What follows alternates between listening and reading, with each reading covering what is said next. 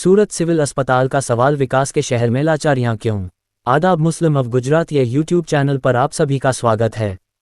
सूरत, जिसे कभी diamond city और टेक्सटाइल हब के नाम से जाना जाता है, आज गुजरात के सबसे तेजी से बढ़ते शहरों में गिना जाता है। यही सूरत वह शहर है जहां से एक केंद्रीय मंत्री आते हैं। यही शहर राज्य के एक डिप्टी चीफ मिनिस्टर का क्षेत्र है और यहीं से एक हेल्थ मिनिस्टर भी चुने गए हैं। इतनी बड़ी राजनीतिक हैसियत के बावजूद जब बात आम जनता के इलाज और स्वास्थ्य सुविधाओं की आती है तो तस्वीर कुछ और ही दिखाई देती है। गरीब परिवार का दर्द इलाज नहीं, धक्के मिले। बताया जा रहा है कि सूरत की सिविल अस्पताल, जो दक्षिण गुजरात की सबसे बड़ी अस्पताल कही जाती है, में एक गरीब परिवार अपने मरीज को लेकर पहुंचा। परिवार को उम्मीद थी कि यहां बेहतरीन इलाज मिलेगा, डॉक्टर ध्यान देंगे और मरीज ठीक होकर लौटेगा। लेकिन हालात उल्टे साबित हुए। परिजनों का आरोप है कि मरीज को समय पर सही इलाज नहीं मिला। स्टाफ का रवैया बेहद सख्त और बेरुखा था। जब परिवार ने इलाज की कमी का सवाल उठाया तो उन्हें अस्पताल से बाहर कर दिया गया। यहां तक कि उन्हें एम्बुलेंस तक उपलब्ध नहीं कराई गई ताकि वे किसी दूसरी जगह ले जा सकें। ये तस्वीर बेहद दर्दनाक और चिंताजनक है, खासकर उस शहर के लिए जो अपने बड़े बड़े दावों और विकास के नाम से जाना जाता है। स्वास्थ्य व्यवस्था पर बड़ा सवाल। अगर दक्षिण गुजरात की सबसे बड़ी सरकारी अस्पताल में ही गरीबों की नहीं सुनी जाती, इलाज में लापरवाही होती है और मरीज को बीच रास्ते छोड़ दिया जाता है, तो फिर बाकी छोटे शहरों और गांवों का हाल कैसा होगा, इसका अंदाज़ा लगाना मुश्किल नहीं है। सरकारी अस्पताल गरीबों का सहारा होते हैं।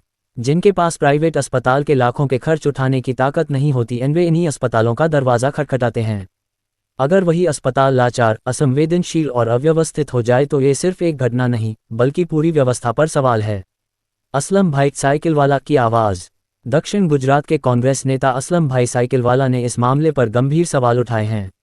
उन्होंने कहा कि जब इतने बड़े बड़े नेता इसी शहर से आते हैं, हेल्थ मिनिस्टर तक का क्षेत्र यही है, तो फिर सूरत सिविल अस्पताल की हालत क्यों नहीं सुधरती? आखिर क्यों गरीब मरीजों को ऐसे हालात झेलने पड़ते हैं? उनकी बात सिर्फ राजनीति नहीं बल्कि एक जन आवाज़ है, क्योंकि अस्पताल किसी पार्टी का नहीं, जनता का हक है। ज़रूरत है जवाबदेही और इंसाफ की। ये सिर्फ एक घटना नहीं बल्कि एक चेतावनी है कि अस्पतालों में जवाबदेही तय हो, लापरवाह स्टाफ पर कार्रवाई हो, गरीब मरीजों के साथ सम्मान और इंसानियत से व्यवहार हो, और सबसे जरूरी स्वास्थ्य व्यवस्था को जमीनी स्तर पर मजबूत किया जाए। विकास तभी सच्चा है जब अस्पतालों में इलाज मिले, डॉक्टर संवेदनशील हों और गरीब को न्याय मिले, वरना चमकदार इमारतें और बड़े दावे सब कुछ खोखला साबित होते हैं। તારીખ 24/12/2025 રોજનો આ વિડીયો સુરત શહેરની સિવિલ હોસ્પિટલ, જે સુરત સહિત સમગ્ર દક્ષિણ ગુજરાતની ગરીબ શ્રમિક લોકો માટેની જીવાદોરી ગણાય છે, એ સિવિલ હોસ્પિટલનો આ વિડીયો છે, જે એક પત્રકાર મિત્રએ એના મોબાઈલમાં શૂટ કર્યો છે। આ વિડીયો પરથી જે પરિદ્રશ્યો બહાર આવે છે, સ્પષ્ટ જણાવે છે કે ભારતીય જનતા પાર્ટીના શાસનની અંદર સિવિલ હોસ્પિટલનો વહીવટ કેટલા હદે કચડી ગયો છે। માનવતાવિહીન અને કરુણાવિહીન આ દ્રશ્ય જોઈને ભલભલાનું હૃદય દ્રવી ઉઠે। એ સુરત શહેર કે જેણે ભારતીય જનતા પાર્ટીને મજબૂત કરવામાં કોઈ કસર બાકી નથી રાખી, ખોબલે ખોબલા મતો આપ્યા છે। આજે પણ સુરત શહેરની 12 વિધાનસભા સીટ, 3 લોકસભા સીટ એ ભારતીય જનતા પાર્ટીના ચૂંટાયેલા જનપ્રતિનિધિઓ પ્રતિનિધિત્વ કરતા હોય, એમને શરમ આવી જોઈએ। આ એ સુરત શહેર છે કે જેમાં હાલમાં કેન્દ્રીય કેબિનેટ મિનિસ્ટર છે। આ એ સુરત શહેર છે કે જ્યાં ગુજરાત રાજ્યના ઉપમુખ્યમંત્રી છે। આ એ સુરત શહેર છે કે હાલમાં આરોગ્ય મંત્રી પણ સુરત શહેરના છે। પરંતુ સિવિલ હોસ્પિટલનો જે વહીવટ છે, જે સુપ્રિન્ટેન્ડન્ટ હોય કે ડીન હોય કે ડોક્ટર હોય કે અન્ય નર્સિંગ સ્ટાફ હોય, એ માત્ર ભારતીય જનતા પાર્ટીના નેતાઓની ખુશામતખોરીમાં વ્યસ્ત હોય છે। ભારતીય જનતા પાર્ટીના નેતાઓના જન્મદિવસ ઉજવવામાં વ્યસ્ત હોય છે, પરંતુ ગરીબ શ્રમિક દર્દીઓ માટે એમની જે બેપરવાહી છે, લાપરવાહી છે, આ દ્રશ્ય જોઈને ખૂબ દુઃખ થાય છે।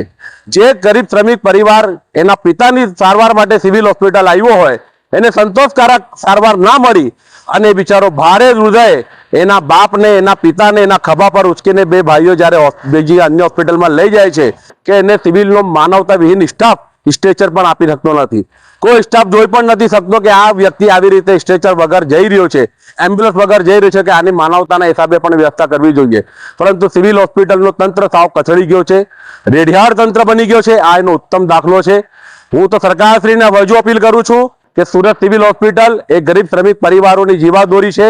એ શ્રમિક હોસ્પિટલમાં કાયમી ભરતીઓ કરો। આજે કોન્ટ્રાક્ટ બેઝ પર કામ કરનારા જે કર્મચારીઓ છે, એટલે સ્વાભાવિક છે કે એને કોન્ટ્રાક્ટ પૂરતું જ કામ કરવાની એને છૂટ હોય કે એ સમય મર્યાદામાં જ કામ કરતો હોય। કાયમી કર્મચારીઓ નથી કે જે એક માનવતાનું માનવતાના હિસાબે કામગીરી કરી શકે, આ એનું પણ પરિણામ હોઈ શકે. હું હજુ કહું છું કે સિવિલ હોસ્પિટલના જે સ્ટાફ છે, ડીન હોય, સુપ્રિન્ટેન્ડન્ટ હોય, ડોક્ટર હોય કે અન્ય નર્સિંગ સ્ટાફ હોય, ભારતીય જનતા પાર્ટીની નેતાઓની જે ખુશામતખોરી કરો છો એના બદલે ગરીબ શ્રમિક પરિવારના દર્દીઓ પર પૂરતું ધ્યાન આપો અને એમની દુઆનું કામ લો.